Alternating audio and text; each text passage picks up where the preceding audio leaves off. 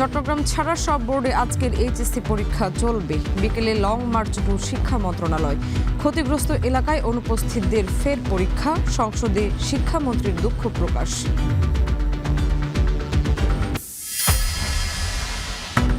নারায়ণগঞ্জ ইপিজেডে আগুনে পুড়ল কাপড়ের গোডাউন। 3 ঘন্টায় নিয়ন্ত্রণে। গুলিস্তানের আলু বাজারে সেলুনে এসি বিস্ফোরণে দগ্ধ 10। আহতদের দেখতে বার্ন ইনস্টিটিউটে স্বাস্থ্যমন্ত্রী। খালাসের অনুমতি না পাওয়ায় চট্টগ্রাম বন্দরে নষ্টের পথে প্রায় 350 কোটি টাকার শিল্প লবণ। আমদানি নীতি আদেশে অস্পষ্টতাকে দুষছেন ব্যবসায়ীরা।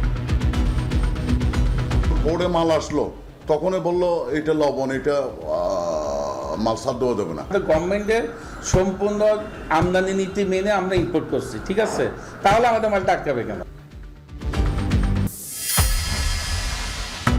হাম থেকে সুস্থতার কয়েক মাস পর শিশুদের ফুসফুসে সংক্রমণ। রয়েছে স্নায়ুবিক সমস্যার শঙ্কাও।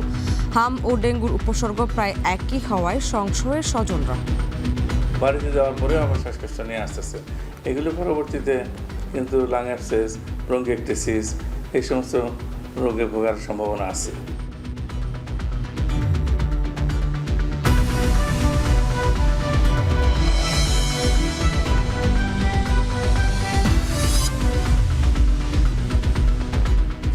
স্বাগত।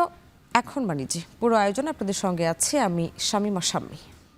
রাজধানীর চীন মৈত্রী সম্মেলন কেন্দ্রে প্রাথমিক শিক্ষা পদক 2026 প্রদান অনুষ্ঠানে কথা বলছেন প্রধানমন্ত্রী তারেক রহমান। সরাসরি চলে যাচ্ছে সেখানে।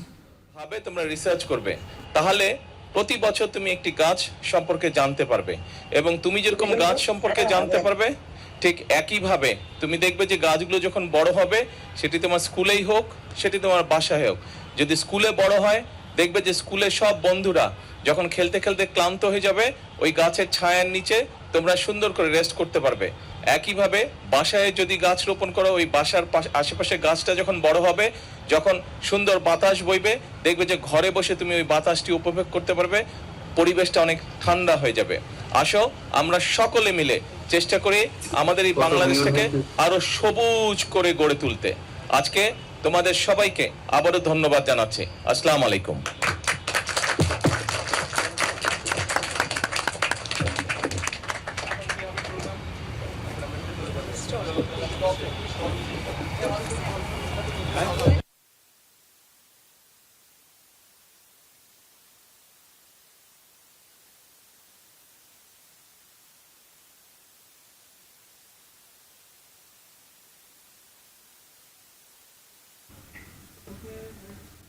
চীন মৈত্রী সম্মেলন কেন্দ্রে কথা বলছিলেন প্রধানমন্ত্রী তারেক রহমান। সরাসরি ছিলাম সেখানে। চট্টগ্রাম ছাড়া সব শিক্ষা বোর্ডে আজকের এইচএসসি পরীক্ষা অনুষ্ঠিত হবে। তবে এর প্রতিবাদে বিকেলে লং মার্চ টু শিক্ষা মন্ত্রণালয় ঘোষণা দিয়ে মঙ্গলবার রাতে আন্দোলন স্থগিত করে শিক্ষার্থীরা। এদিকে শিক্ষার্থীদের নিয়ে মন্তব্যের জেরে সংসদে দুঃখ প্রকাশ করেছেন শিক্ষামন্ত্রী। মন্ত্রী বলেন, কাউকে উদ্দেশ্যপ্রণোদিতভাবে কিছু বলা হয়নি। এদিকে এইচএসসির পদার্থ বিজ্ঞান বিষয়ের প্রশ্নপত্রে অসঙ্গতির জন্য 4 শিক্ষককে কারণ দর্শানোর নোটিশ দিয়েছে সিলেট শিক্ষা বোর্ড। বিস্তারিত প্রতিবেদন। মাননীয় স্পিকার, আপনাকে অশেষ ধন্যবাদ। দুর্যোগপূর্ণ আবহাওয়ায় এইচএসসি পরীক্ষা চলমান রাখা, প্রশ্নপত্র বিভ্রাট আর শিক্ষার্থীদের নিয়ে মন্তব্যের জেরে মঙ্গলবার জাতীয় সংসদে প্রশ্নবাণে জর্জরিত শিক্ষামন্ত্রী আ.ন.ম এহসানুল হক মিলন। এবং পরীক্ষা সঠিকভাবে দিতে পারেনি। দিনের অধিবেশনের শুরুতে প্রশ্নোত্তর পর্বে বৈরী আবহাওয়ায় এইচএসসি পরীক্ষা চলমান রাখার বিষয়ে অবস্থান ব্যাখ্যা করেন শিক্ষামন্ত্রী। বলেন, বিভাগীয় কমিশনার, স্থানীয় প্রশাসন ও আবহাওয়া অফিসের মতামতের ভিত্তিতেই এইচএসসি পরীক্ষা চলমান রাখার সিদ্ধান্ত নেওয়া হয়েছিল। আমরা 64টি জেলার এসপি এবং 8টি বিভাগীয় কমিশনার এবং প্রত্যেকটি বোর্ডের চেয়ারম্যান, ইউনো সকলের সাথে আমরা কথা বলেছি, এবং ওয়েদারম্যান আমরা ব্রডকাস্টিং এর জন্য তাদের সাথে কথা বলেছি।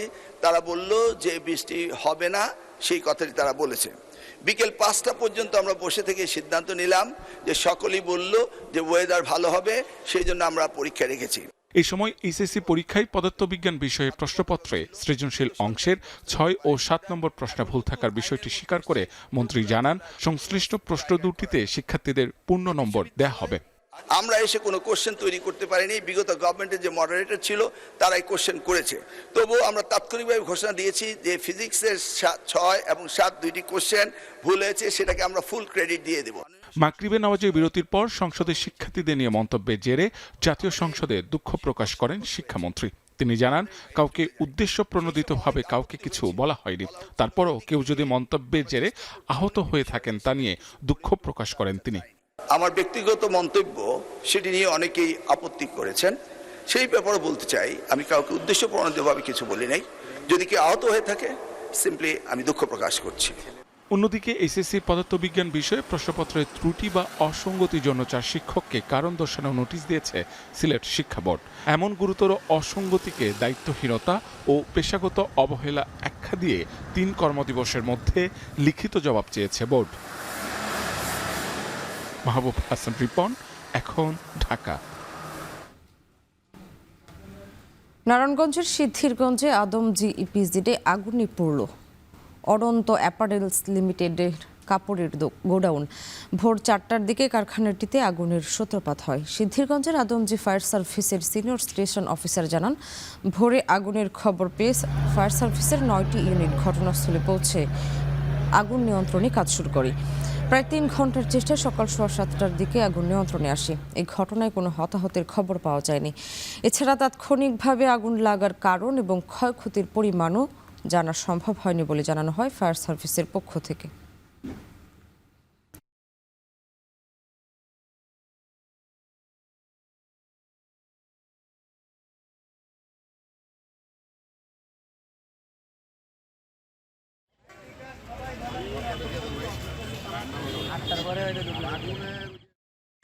টোটাল 11টা ইউনিট আগুনে আসে, বাট আমরা 9টা ইউনিটে আমরা কাজ করেছি, আর 2টা ইউনিটে আমাদের স্ট্যান্ড বাই আছে, তার কাজ করা লাগে নাই। এ পর্যন্ত আমরা হতাহতের কোনো খবর পাইনি। আর আগুন লাগার কারণের কথা বলছেন, আমরা যেহেতু এখনো কাজ করছি, আমাদের কাজ শেষ হলে আমরা আসলে এ ব্যাপারে কারণ নিয়ে কাজ করব, ক্ষয়ক্ষতির পরিমাণ এটা নিয়ে কাজ করব। রাজধানীর গুলিস্তানের আলুবাজার এলাকায় একটি সেলুনে এসি বিস্ফোরণে 10 জন দগ্ধ হয়েছেন। এদের মধ্যে 3 জনের অবস্থা আশঙ্কাজনক।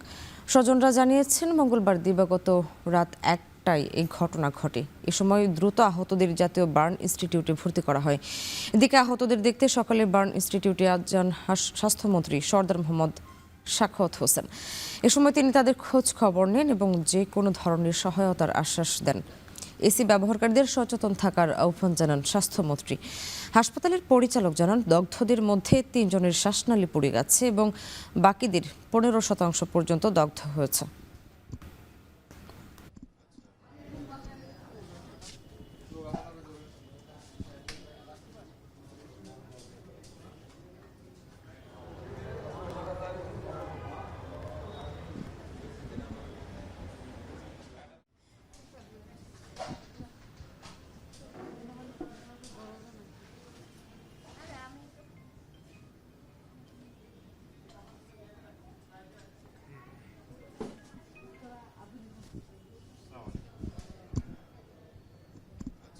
দুই হাত অনেক পুড়ছে, আর মানে জায়গায় জায়গায় অনেক জায়গায় পড়ছে, যেমন কান, নাক, গাল। সব রোগীগুলোকে আমরা নর্মাল অন্যান্য বার্নের অন্যান্য চিকিৎসার পাশাপাশি হাইপারবারিক থেরাপি দিব। এর মধ্যে 50% বার্নের যে রোগীটা এবং বেশ কয়েকটা রোগী আছে যারা শ্বাসনালী বেশি পড়ছে, অবশ্যই তাদের কন্ডিশন একটু ক্রিটিক্যাল। পরিপূর্ণভাবেই ট্রিটমেন্ট হচ্ছে, ডাক্তাররা তো দেখতে পারতেছেন সবাই আছে, রাত্র থেকেই ডাক্তাররা সেবা দিচ্ছে। যা দেখলাম সবাই মানে কথাও বলেছি কয়েকজন রোগীর সাথে, আলহামদুলিল্লাহ এখন পর্যন্ত ভালো আছে। এখনও এদের আত্মীয় স্বজনে অনেকে খোঁজ পায় নাই। সহায়তা তো আমরা ডাক্তার সাহেবরা করতেছি, এরপর যদি চিকিৎসাতে আরও কোনো সহায়তা লাগে সব আমরা করবো। চট্টগ্রামে বন্যা দুর্গত এলাকায় পানি নেমে যাওয়ায় ফুটে উঠেছে ভয়াবহ ক্ষয়ক্ষতির চিত্র। সরকারি হিসেবে বন্যায় চট্টগ্রাম অঞ্চলে প্রাণহানি হয়েছে 46 জনের। ক্ষতিগ্রস্ত হয়েছে প্রায় 40,000 ঘরবাড়ি। আশ্রয়কেন্দ্র থেকে ফিরে বেঁচে থাকার নতুন সংগ্রামে নামতে হচ্ছে বানভাসী মানুষকে। এ নিয়ে আরও জানাতে যোগ দিচ্ছেন হোসাইন জিয়াদ। জিয়াদ, জানাবেন পানি নেমে যাওয়ার পর ক্ষয়ক্ষতি এখন কেমন দেখছেন?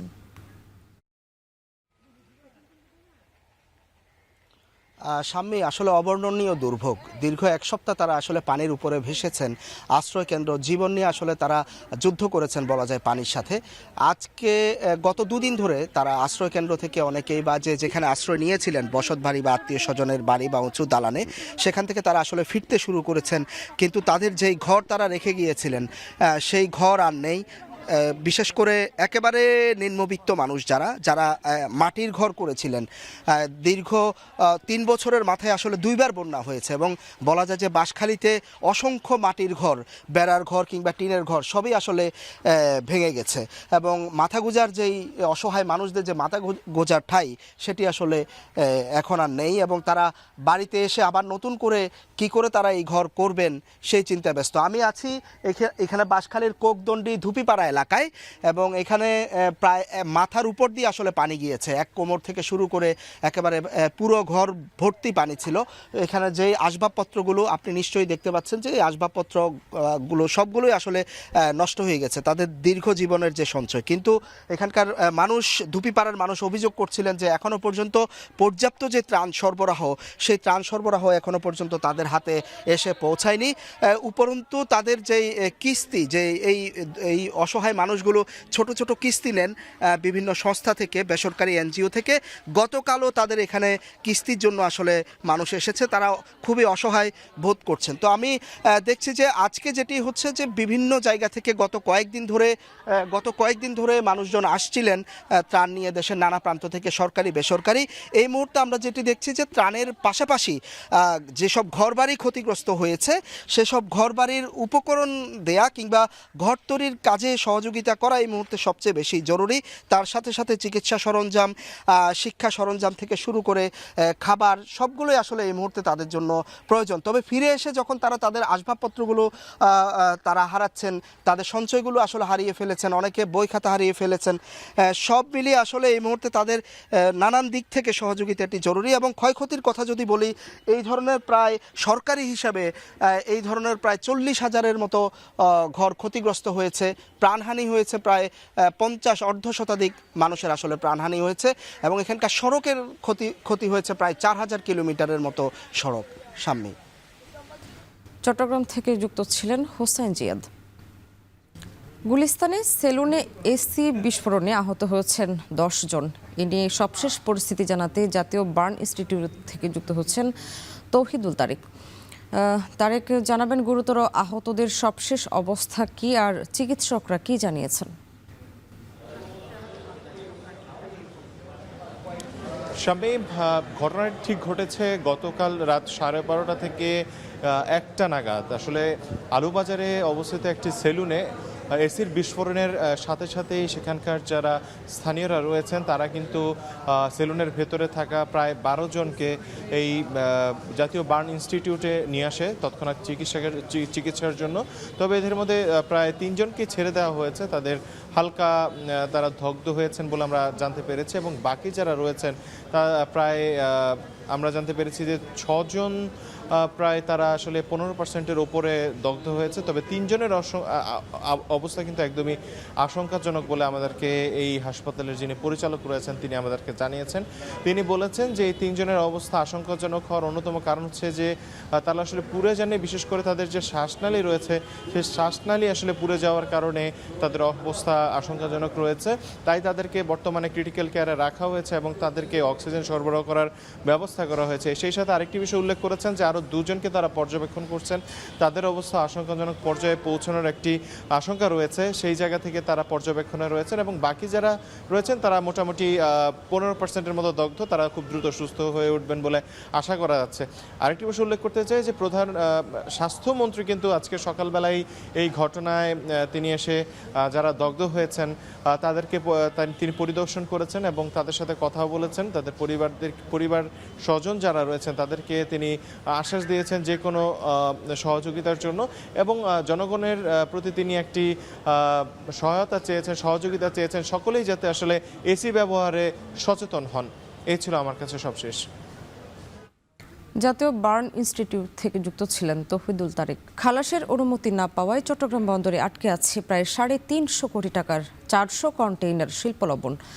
সোডিয়াম সালফেট বাণিজ্যিকভাবে আমদানি করে ব্যাপক ক্ষতির মুখে ব্যবসায়ীরা। আমদানি নীতি আদেশে অস্পষ্টতার কারণে এসব চালান পড়ে আছে মাসের পর মাস। অভিযোগ রয়েছে 10 বছর ধরে রাসায়নিক পরীক্ষার রিপোর্ট দিয়ে শিল্প লবণ খালাস হলেও 2025 সালের মার্চ থেকে চট্টগ্রাম কাস্টমস বলছে শিল্প মন্ত্রণালয়ের অনাপত্তিপত্র লাগবে। এ অবস্থায় বিপুল পরিমাণ সোডিয়াম সালফেট নষ্টের পথে, যে কারণে রাজস্ব হারাচ্ছে সরকারও। আরও জানাচ্ছেন হাজেরা শিউলি।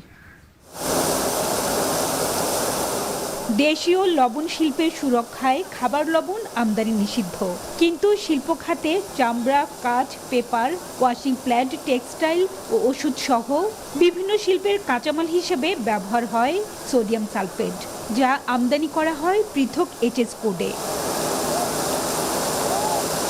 ব্যবসায়ীদের দাবি, দীর্ঘ 1 দশক ধরে রাসায়নিক পরীক্ষার সনদ দিয়ে বাণিজ্যিকভাবে শিল্পের কাঁচামাল হিসেবে সোডিয়াম সালফেট আমদানি করেছেন তারা।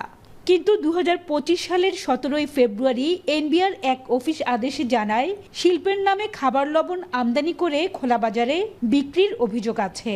তাই রাসায়নিক পরীক্ষায় নিশ্চিত হয়ে আমদানি নীতি আদেশ মেনে চালান খালাসের নির্দেশনা দেওয়া হয়। এরপরই বাধে বিপত্তি। বাণিজ্যিকভাবে আমদানি করা সোডিয়াম সালফেটের সব চালান খালাস স্থগিত করে কর্তৃপক্ষ। এ অবস্থায় 400 কন্টেইনার সোডিয়াম সালফেট বন্দর ডিপোতে পড়ে থাকায় ব্যাপক ক্ষতির মুখে পড়েছেন আমদানিকারকরা, যার মূল্য 350 কোটি টাকা। যখন পোর্টে মাল আসলো তখনই বললো এটা লবণ, এটা মাল সার দেওয়া যাবে না। 400 কন্টেইনার প্রায় 10,800 টন, প্রায় 350 কোটি টাকার মাল। আমরা যেখানে সরকারকে রাজস্ব দিয়ে 93.64% রাজস্ব দিয়ে মালগুলা রিলিজ করতাম।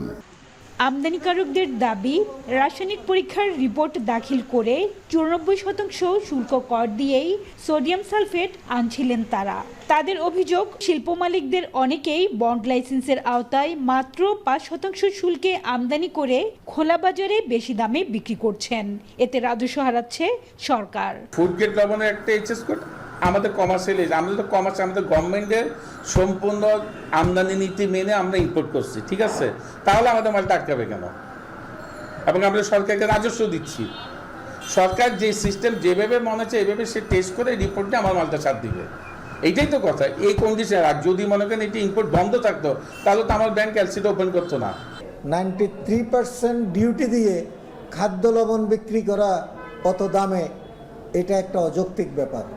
এখানে যে খাদ্য লবণকে প্রোটেকশন দেওয়ার জন্য কমার্শিয়াল ইন্ডাস্ট্রিয়াল লবণ বন্ধ করেছে, এটার সাথে এটার যুক্তি মিলে না। আর কিছু অসাধু ব্যবসায়ী সুযোগ নিচ্ছে, ইন্ডাস্ট্রিয়াল যাদের লাইসেন্স আছে তারা আবার কিনে বিভিন্ন জায়গায় বিক্রি করছে। কাস্টমস কর্মকর্তারা বলছেন, আমদানির নীতি আদেশের বাইরে যাওয়ার সুযোগ নেই। এ বিষয়ে মামলা চলমান থাকায় আপিল বিভাগের পূর্ণাঙ্গ বেঞ্চের রায় হলে সেই অনুযায়ী ব্যবস্থা নেওয়া হবে। শিল্প মন্ত্রণালয়ের সনদ লাগবে কি লাগবে না, যেহেতু আমদানি নীতি আদেশ 2021 থেকে 24-এর অনুচ্ছেদ 25-এ এটা বলা আছে যে শিল্প মন্ত্রণালয়ের সনদ লাগবে, ক্লিয়ারেন্স লাগবে, তাই এটা প্রয়োজন। বছরে চট্টগ্রাম বন্দর দিয়ে প্রায় 5 লাখ টন শিল্প লবণ আমদানি হয়। ভুক্তভোগী আমদানিকারকদের রিটের পরিপ্রেক্ষিতে হাইকোর্টে 2 দফা এসব চালান খালাসের নির্দেশ দেওয়া হয়। তবে কাস্টমস কর্তৃপক্ষের আপিলের প্রেক্ষাপটে চেম্বার আদালত বিষয়টি পূর্ণাঙ্গ বেঞ্চে নিষ্পত্তির আদেশ দেন, যদিও 5 মাসেও হয়নি শুনানি। হাজেরা শিউলি, এখন চট্টগ্রাম। হাম থেকে সুস্থ হওয়ার কয়েক মাস পরেও ফুসফুসের সংক্রমণ নিয়ে হাসপাতালে আসছে অনেক শিশু। এখন সম্পূর্ণ সুস্থ হলেও কয়েক বছর পরেও স্নায়বিক সমস্যা দেখা দিতে পারে বলে সতর্ক করছেন বিশেষজ্ঞরা। একই সঙ্গে হাম আর ডেঙ্গুর উপসর্গ প্রায় কাছাকাছি হওয়ায় সংশয়ে পড়েছেন অভিভাবকরা। তবে এই সময়ে জ্বর, সর্দি বা ডায়রিয়ার যে কোনো উপসর্গ দেখা দিলেই হাসপাতালে আসার পরামর্শ বিশেষজ্ঞদের। আরও জানাচ্ছেন হাসান আল মাহমুদ। 9 বছরের আহসান, 11 বছরের আমান হামে আক্রান্ত 2 ভাই লক্ষ্মীপুর থেকে এসেছেন ডিএনসিসি ডেডিকেটেড হাসপাতালে। তীব্র জ্বরের সঙ্গে ডায়রিয়া নিয়ে বেশ কয়েকটি হাসপাতাল ঘুরে সিট না পেয়ে এসেছেন এখানে। প্রতিদিনই প্রায় 200 রোগী আসছেন হাসপাতালটিতে। ঢাকা নিয়ে আসছি আর কি শিশু হাসপাতালে, পরে ওখানেও সিট পাওয়া যায় না, পরে আসলাম এই হাসপাতালে আসলে আর কি। হাম হয়েছে, হাম থেকে আপনার নিউমোনিয়া পর্যায়ে চলে যাচ্ছিল, কিন্তু আল্লাহর রহমতে হয় নাই। একই অবস্থা শ্যামলীর শিশু হাসপাতালে। হামের সঙ্গে ডেঙ্গু আক্রান্ত হয়ে আসছেন শিশুরা। জ্বরের সাথে ঠান্ডা কাশির আছে, এটা আছে। আর এখন তো বর্তমানে হামের সংখ্যাটা বেশি, অতিরিক্ত হাম মিলে পিপলস হসপিটাল থেকে রিফারেন্স করে এখানে পাঠানো হয়েছে। এখন চিকিৎসাধীন আছে। জ্বরের সাথে এই ফেজে দাগগুলো হয়েছে, হওয়ার পর ঠান্ডি আর কাশিরে প্রস্তুত হয়ে গেছে।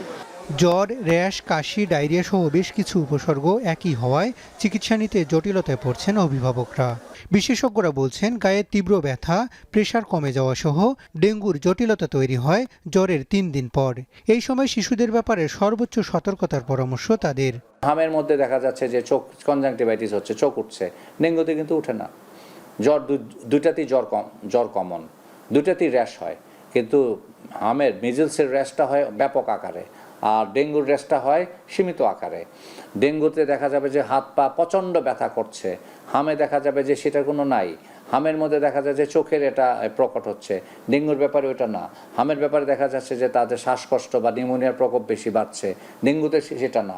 ডেঙ্গুতে যেটা হয় সেটা হচ্ছে ব্লাড প্রেশার কমে যায়। স্বাস্থ্য অধিদপ্তরের হিসেবে চলতি বছর 15 মার্চ থেকে মধ্য জুলাই পর্যন্ত হামে আক্রান্ত হয়ে হাসপাতালে ভর্তি হয় 95,000-এর বেশি শিশু। হাম থেকে সুস্থ হওয়া শিশুরাও আসছেন ফুসফুসের জটিলতা নিয়ে, যাদের অধিকাংশই ছিলেন হামজনিত নিউমোনিয়া আক্রান্ত। হামের যে নিউমোনিয়াটা কিন্তু অনেক খারাপ নিউমোনিয়া, নেক্রোটাইজিং নিউমোনিয়া বলে। এটা খুব দ্রুত খারাপ হয়ে যায়, এয়ারডেস ডেভেলপ করে লাং সাদা হয়ে যায়। এগুলির ট্রিটমেন্টে ভালো হতে দীর্ঘ সময় লাগে এবং কিছু কিছু যেগুলো মারাও যায়। আর যেগুলি ভালো হয় সেগুলোও দেখি পরবর্তীতে শ্বাসকষ্ট দীর্ঘদিন থাকতেছে, বাড়িতে যাওয়ার পরেও আবার শ্বাসকষ্ট নিয়ে আসতেছে। এগুলো পরবর্তীতে কিন্তু লাং অ্যাবসেস, ব্রঙ্কিওএক্টেসিস এই সমস্ত রোগে ভোগার সম্ভাবনা আছে। হামে আক্রান্ত শিশুদের কয়েক বছর পরেও নিউরোলজিক্যাল সমস্যা দেখা দিতে পারে, তাই বাড়তি সতর্কতার পরামর্শ বিশেষজ্ঞদের। হাসান আল মাহমুদ, এখন, ঢাকা।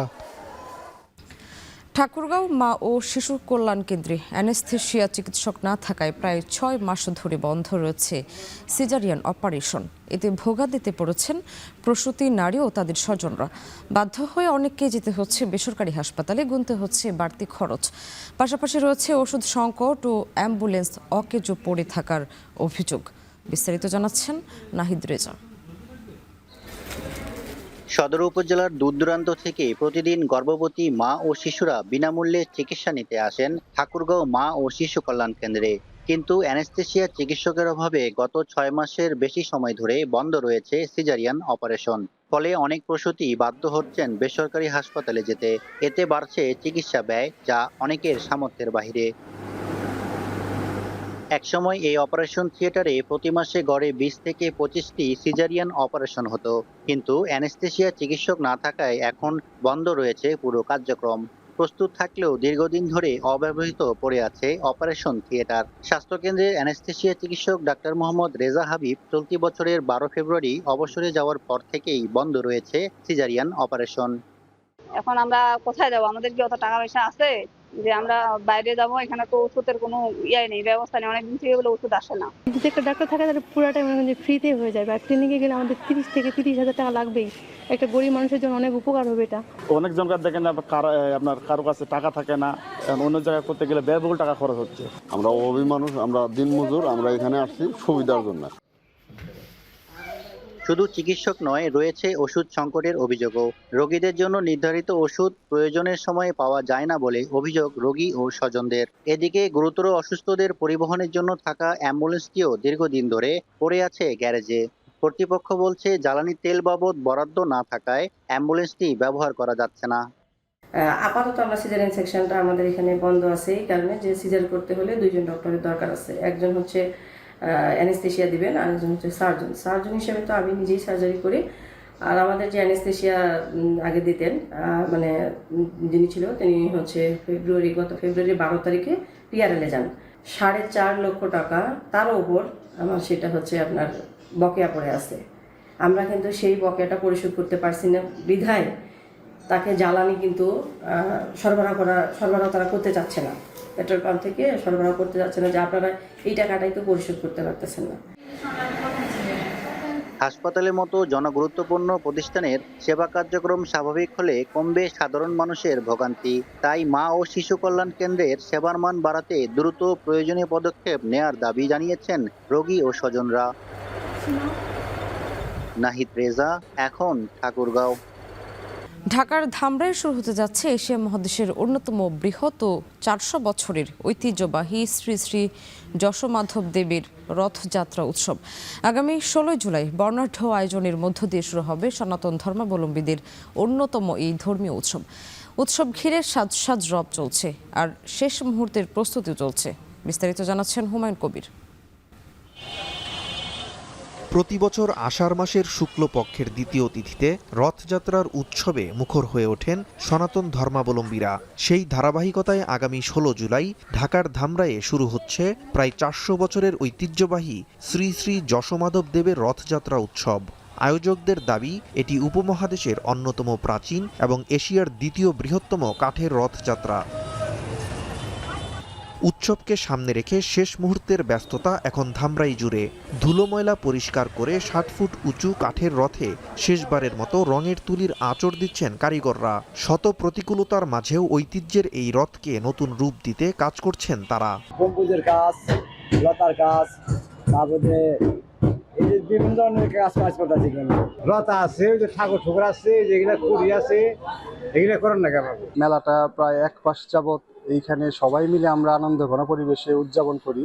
1971 সালের মহান মুক্তিযুদ্ধের সময় পাকিস্তানি হানাদার বাহিনীর আগুনে ধ্বংস হয়ে যায় ধামরাইয়ের ঐতিহাসিক 75 ফুট উঁচু মূল রথটি। স্বাধীনতার পর দীর্ঘদিন বাঁশ ও কাঠের অস্থায়ী রথে উৎসব চললেও পরে নির্মিত হয় বর্তমানে 60 ফুট উচ্চতা ও 37 ফুট প্রস্থের নান্দনিক কাঠের রথ। এবারও 9 দিনব্যাপী ধর্মীয় আনুষ্ঠানিকতা শেষে আগামী 24 জুলাই উল্টো রথযাত্রার মধ্য দিয়ে শেষ হবে মূল উৎসব। তবে মাসব্যাপী চলবে ঐতিহ্যবাহী রথ মেলা। বৈরী আবহাওয়ার জন্য কিছুটা বিঘ্ন ঘটেছে, তারপরেও আমরা এই রথটানের পূর্বেই আমাদের সমস্ত কাজকর্ম শেষ হবে। অন্যান্য বারের মতোই আমরা সুষ্ঠু এবং সুন্দরভাবে সমাপ্ত করব। রথযাত্রাকে ঘিরে নেওয়া হয়েছে ব্যাপক নিরাপত্তা ব্যবস্থা। এখানে আইন শৃঙ্খলা পরিস্থিতি ঠিক থাকে, জনগণের যেন কোনো ধরনের নিরাপত্তাহীনতায় না ভোগেন, এবং বিশেষ করে জ্যাম জট যে একটা হয় ওখানে, সেই বিষয়টাও আমরা ট্রাফিক পুলিশকে বলেছি যেন নির্বিঘ্নে জনগণ এখানে আসতে পারে। নিরাপত্তা জোরদার, নির্বিঘ্নে এই অনুষ্ঠান পরিচালনা করা এবং সুশৃঙ্খলভাবে তার জন্য যা যা করা দরকার আমরা ইতিমধ্যে নিয়েছি, এবং আমরা এই অনুষ্ঠান শেষ না হওয়া পর্যন্ত সবাই সর্বপক্ষ থেকে সচেষ্ট আছি। শুধু ধর্মীয় উৎসব নয়, ধামরাইয়ের রথযাত্রা এখন সাম্প্রদায়িক সম্প্রীতি, ঐতিহ্য ও বাঙালি সংস্কৃতির এক অনন্য প্রতীক। নতুন প্রজন্মের কাছে ইতিহাস ও ঐতিহ্যের এই ধারাবাহিকতা আরও সমৃদ্ধ হয়ে টিকে থাকবে, এমন প্রত্যাশা স্থানীয়দের। এখন সাভার। কাজ হোক যাই সাথে এক্সপার্ট চাই, না টাইট লুজ যদি করতে হয় তবে এক্সপার্ট টুলসেই নিশ্চিত জয়। এক্সপার্ট হার্ডওয়্যার টুলস, সকল কাজের এক্সপার্ট সমাধান। ইরান আলোচনা পুনরায় শুরু না করলে আগামী সপ্তাহে দেশটির বিদ্যুৎ কেন্দ্র ও সেতুতে হামলার হুমকি দিয়েছেন মার্কিন প্রেসিডেন্ট ডোনাল্ড ট্রাম্প। মঙ্গলবার ফক্স নিউজকে দেয়া সাক্ষাৎকারে কথা বলেন তিনি। এদিকে মার্কিন কর্মকাণ্ডে সমঝোতা স্মারক ভেস্তে যাওয়ায় ওয়াশিংটনের সঙ্গে আলোচনার অনুরোধকারী প্রথম পক্ষ হবে না বলে জানিয়েছে ইরান। এরই মধ্যে টানা চতুর্থ দিনের মতো ইরানের বিভিন্ন লক্ষ্যবস্তুতে হামলা চালিয়েছে মার্কিন সামরিক বাহিনী। জবাবে জর্ডান, বাহরাইন ও কুয়েতে মার্কিন ঘাঁটিতে হামলা করেছে ইরান। বিস্তারিত জানাচ্ছেন পেনুকা সুলতানা। কোনোভাবেই থামছে না ইরান যুক্তরাষ্ট্রের পাল্টাপাল্টি হামলা। বিশেষ করে হরমুজ প্রণালীর নিয়ন্ত্রণ নিয়ে পিছপা হচ্ছে না কোনো দেশই। এরই মধ্যে ইরানের সব বন্দরে ফের নৌ অবরোধ আরোপ করেছে যুক্তরাষ্ট্র। স্থানীয় সময় মঙ্গলবার রাত থেকে এটি কার্যকর হয়েছে। ওয়াশিংটনের এমন পদক্ষেপের পর টানা চতুর্থ দিনের মতো ইরানের বিভিন্ন লক্ষ্যবস্তুতে হামলা চালিয়েছে মার্কিন বাহিনী। দেশটির রাষ্ট্রীয় গণমাধ্যম জানিয়েছে সিরিক, পূর্ব হরমুজগান, বামপুর, চাবাহার, বন্দর আব্বাস, আহবাজ ও কেশম দ্বীপে বিস্ফোরণের খবর পাওয়া গেছে। এমনকি পশ্চিম ইরানে 3টি মার্কিন ক্ষেপণাস্ত্রের আঘাতে ক্ষতিগ্রস্ত হয়েছে একটি বোতলজাত পানির কারখানাও। অবশ্য ইরানের বিরুদ্ধে নতুন দফার হামলা শেষ হয়েছে বলে জানিয়েছে সেন্টকম। তবে যুক্তরাষ্ট্রের হামলার জবাবে জর্ডানের মার্কিন সামরিক স্থাপনে হামলা চালিয়েছে তেহরান। পাশাপাশি কুয়েতে মার্কিন সামরিক সরবরাহ কেন্দ্র ড্রোন হামলায় পুড়িয়ে দেওয়ারও দাবি করেছে IRGC। অন্যদিকে ইরানি ড্রোন হামলা প্রতিহতের দাবি করেছে কুয়েত।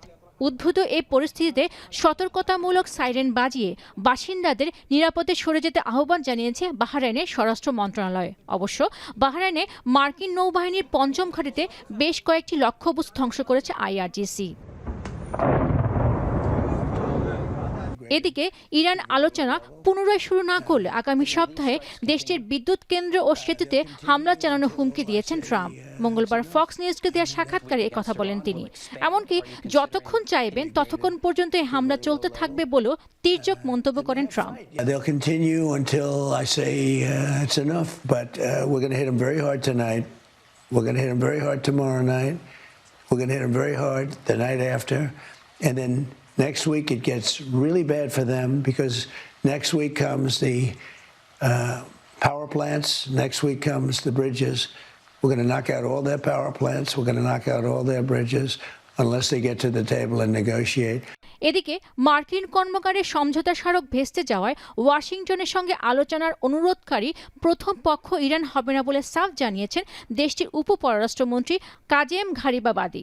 তবে সংঘাত অব্যাহত থাকলে যুক্তরাষ্ট্র ও তার মিত্রদের তেল ও গ্যাস রপ্তানির পথগুলো লক্ষ্যবস্তুতে পরিণত হতে পারে বলে সতর্ক করেছে IRGC। পেনুকা সুলতানা, এখন বিশ্ব। শক্তিশালী টাইফুন বাভির তাণ্ডবের পর রাতারাতি বন্যা কবলিত চীনের উত্তর পূর্বাঞ্চল। বিপদসীমার উপর দিয়ে প্রবাহিত হচ্ছে অন্তত 46টি নদীর পানি। ঘরছাড়া হচ্ছেন 18 লাখ মানুষ। উপকূলের আশেপাশে ঘন্টায় 72 কিলোমিটারেরও বেশি গতিবেগে বয়ে যাচ্ছে ঝড়ো হাওয়া। এদিকে ফিলিপিন্সে অতিবৃষ্টি ও ভূমিধসে 23 জনের প্রাণহানির পর এখনও নিখোঁজ 12 জন, ক্ষতিগ্রস্ত 5.5 লাখ মানুষ। এদিকে বঙ্গোপসাগরে সৃষ্ট নিম্নচাপের কারণে ভারতের আসাম, অরুণাচল, মহারাষ্ট্র ও গুজরাটের বন্যা পরিস্থিতির আরও অবনতি হয়েছে। বিস্তারিত জানাচ্ছেন সতীর্থ কর্মকার। শক্তি হারিয়ে আঘাত হানলেও টাইফুন বাভির তাণ্ডবে পাল্টে গেছে চীনের উত্তর ও উত্তর পূর্বাঞ্চল। একটানা ভারী বৃষ্টিতে শুধু উপকূল নয়, প্লাবিত হচ্ছে ছোট বড় জলাশয়, নদীতেও প্রবল ঢেউ, বাঁধের দুই প্রান্তে তীব্র স্রোত। বালির বাঁধ দিয়ে কোনো মতে ঠেকানো হচ্ছে বন্যা। কোথাও কোথাও উপকূল ছাপিয়ে প্লাবিত শহর অঞ্চলও। এখনো পানি নামেনি রাস্তা থেকে। রাতের অন্ধকারে টর্চ জ্বালিয়ে চলছে উদ্ধার অভিযান। অন্তত 46টি নদীর পানি বিপদসীমার ওপর দিয়ে প্রবাহিত হচ্ছে এবং 18.5 লাখের বেশি মানুষকে নিরাপদ আশ্রয়ে সরিয়ে নেওয়া হয়েছে। বিপদ ঠেকাতে জরুরি সেবায় নিয়োজিতদের 24 ঘণ্টা ব্যাপী পালাক্রমে কাজ করে যাওয়ার নির্দেশ প্রশাসনের। এর মধ্যে সবচেয়ে বেশি ক্ষতিগ্রস্ত উত্তর পূর্ব উপকূল এবং উপকূলবর্তী শহর। রাতারাতি বন্যায় তলিয়ে গেছে বেশিরভাগ নিম্নাঞ্চল। রেলপথ, সেতু ক্ষতিগ্রস্ত হওয়া ছাড়াও ব্যাহত সড়কপথে যান চলাচল। ফিলিপিন্সে অতিবৃষ্টি ও ভূমিধসে প্রাণহানির পাশাপাশি বাড়ছে নিখোঁজের সংখ্যা। এছাড়াও লুজন দ্বীপ, মেট্রো ম্যানিলা, ইলোইলো প্রদেশ এবং মধ্যাঞ্চলের বেশ কিছু নদী তীরবর্তী এলাকায় বন্যা পরিস্থিতির সৃষ্টি হয়েছে। এদিকে মৌসুমী আবহাওয়া ও বঙ্গোপসাগরে সৃষ্ট নিম্নচাপের কারণে ভারতের বিভিন্ন রাজ্যে আকস্মিক বন্যা, ভূমিধস এবং কোনো কোনো শহরে তীব্র জলাবদ্ধতা দেখা দিয়েছে। প্রবল বর্ষণে প্লাবিত হয়েছে আসাম ও অরুণাচলের বিস্তীর্ণ এলাকা। মহারাষ্ট্রের মুম্বাই, পুনে ও রায়গড়ে জারি করা হয়েছে রেড অ্যালার্ট। ভারী বৃষ্টি ও জলাবদ্ধতায় বাণিজ্যিক নগরী মুম্বাইয়ের জনজীবন বিপর্যস্ত হয়ে পড়েছে। ব্যাহত হচ্ছে সড়ক ও রেল পরিষেবা। এছাড়াও আগামী কয়েকদিন উত্তর পূর্বাঞ্চল, পশ্চিমবঙ্গ, ওড়িশা ও বিহারে মাঝারি থেকে অতি ভারী বৃষ্টিপাতের পূর্বাভাস দিয়েছে দেশটির আবহাওয়া বিভাগ। সতীর্থ কর্মকার, এখন বিশ্ব। এই ছিল এখন বাণিজ্য। এখন টেলিভিশন ওয়েবসাইটে দেখতে ভিজিট করুন www.ekhon.tv। এছাড়া ফেসবুকে দেখুন facebook.com/tv.ekhon এবং ইউটিউবে এখন টেলিভিশন দেখতে ভিজিট করুন youtube.com/c/ekhon tv।